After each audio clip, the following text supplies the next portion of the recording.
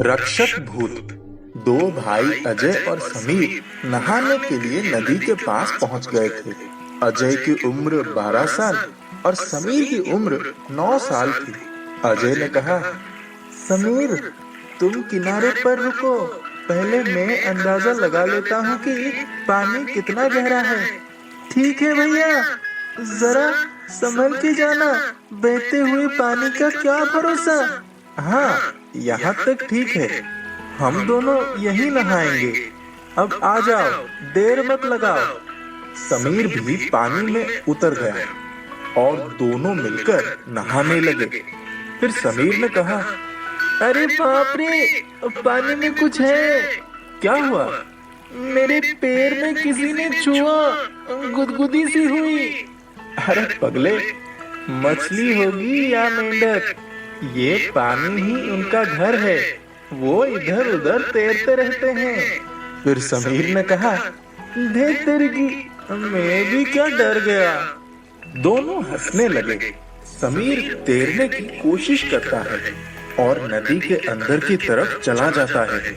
वहाँ पानी गहरा होने के कारण वो डूबने लगता है। समीर रुको, मैं आया।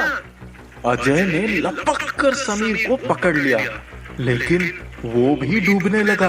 पानी गहरा था, दोनों ही डूबने लगे। बचाओ, बचाओ। अचानक एक सिर पर पगड़ी बंधे हुए इंसान वहां आए और वो दोनों को पानी में से बचाकर किनारे पर लेकर आ गए। समीर बेहोश हो गया था और उसके पेट में पानी भी भर गया था। उस अजनबी आदमी ने समीर को पेट के बल लेटाकर उसकी पीठ पर जोर देकर मुंह से पानी निकाला। कुछ समय के बाद समीर को होश आ गया। उस आदमी ने कहा, तुम लोगों को तैरना भी नहीं आता, तुम्हें इस तरह नदी में उतरना भी नहीं चाहिए। काका, गलती हो गई, बहुत बहुत धन्यवाद, आपने हम दोनों की जान बचा ली। फिर उस आदमी ने कहा, अब तुम दोनों सीधे घर चले जाओ, मैं चलता हूँ। समीर और अजय ने देखा कि वो आदमी घने जंगल की तरफ चला गया। फिर समीर ने कहा, भैया, ये कौन थे? हमने इन्हें पहले कभी नहीं देखा। हाँ, देखा तो मैंने भी नहीं है पहले इन्हें। बड़े ही भले इंसान हैं। दोनों भाई मटर गश्ती करते हुए पास के जंगल में फल खाने के लिए चले गए। एक पेड़ पर एक बंदर उछल कूद करते हुए फल खा रहा था।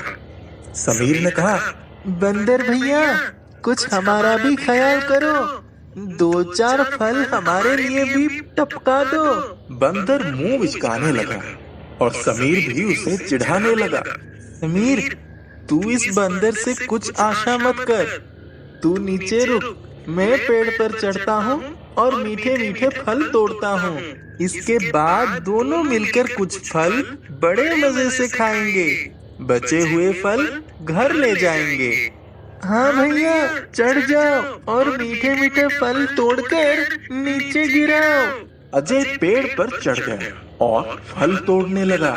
नीचे खड़ा समीर जोर से चिल्लाया, भैया बचाओ, जल्दी से आओ, भेड़िया आ गया। हट हट हट, समीर, डरना नहीं, मैं नीचे आ रहा हूँ।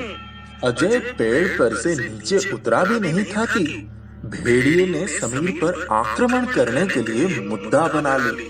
समीर बहुत ही डर गया था। भेड़िए ने जैसे ही समीर पर छलांग लगाई, वैसे ही वही अजनबी आदमी अचानक बीच में आ गया। उन्होंने भेड़िए के जबड़े पर जोरदार घूंसा मारा। भेड़िए वहीं गिर गया और फिर आक्रमण करने की सोच ही रहा था कि और एक जोरदार लात उसके मुंह पर पड़ी। भेड़िया लुढ़क गया और उठकर 9-11 हो गया। अब तक अजय पेड़ से नीचे उतरकर आ गया था। फिर उस आदमी ने कहा, मैंने तुम दोनों को सीधे घर जाने के लिए कहा था और तुम दोनों जंगल में आ गए।